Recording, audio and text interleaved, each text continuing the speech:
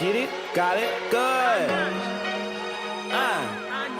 Get it, got it, good. They can't kill us cause they can't see us cause they only see fear. Get it, got it, good. They can't kill us cause they can't see us cause they only see fear. Get it, got it, and we're fearless. Damn, it feels good to be back. Damn, it feels good to be black. They keep on killing us, we just keep killing it. Mama said killing is not where the ailing is. Gonna speak back. Lord knows she been through it. She said a human is not who the villain is. She said it's fear.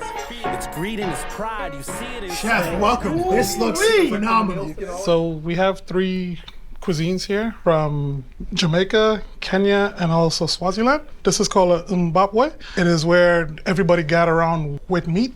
Then we have a Kenyan-style masala chips. We have fat cakes. We have pumpkin fritters, and then we have jerk chicken tacos with breadfruit shells. We have ackee and saltfish with plantain, and we have an oxtail spring roll. Carbs are our friend. I love this is because I grew up in the church, and so, after you congregate, there's the fellowship, there's the food, the spread. You really got to see family dynamics, what black, loving family looked like. At this point, I see that in sports. The media was assembled at OVO, waiting for comment, and Raptors PR is like, yeah, Messiah's at his daughter's dance recital. So y'all are gonna wait. Yeah. And I'm sure there's a bunch of people who felt the type of way, but like for Masai, this was in the Outlook calendar first. Like that's the priority. Yeah. Like if you want to comment, you can wait. But I love that there's a standard for all of us, no matter what your profession, what you're doing. Like players bringing their kids onto the podium for media afterwards, or sitting in front row where you can visually see the children and the dads interacting. Like it's special. Like DeMar was the same way, Kyle's the same way, like Dennis is the same way now with us. Like when you have a child, like that's the most important thing.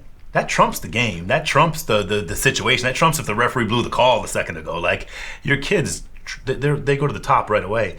And for me as a coach, it's the same thing. Like before every game, like I'm looking up to see my family, and that's what matters most. It gives you some solace. Like whatever's happening in the game, because it's a crazy world we work in, at least your family's set and stable, and that's really important. It was in the NBA where you saw the dads bring their kids on the podium. Yeah. Iverson did that. Jason Kidd did that. And just seeing like these black dads with their families, like at the workplace. Yeah. This moment is important for me, but it's important for our family too. And I want to have my kids, have some of this spotlight. I think part of it too, right? Like being a father is hard. To start with, no matter what. Tell me right? about it, bro. But then, and then I've been asking you guys. I will give you more advice. Don't worry. I got you. Thank you. Like basketball is important, but like our families are more important. So if the little kid runs on the base pass or in the middle of the basketball court, like we're gonna figure it out. Like it's not the end of the world. But I think it makes Draymond have a better day. It makes Steph have a better day. It makes our guys with the Raptors have better days. Like, and it makes the coach have a better day. Around draft time, what are the stories that come out with prospects?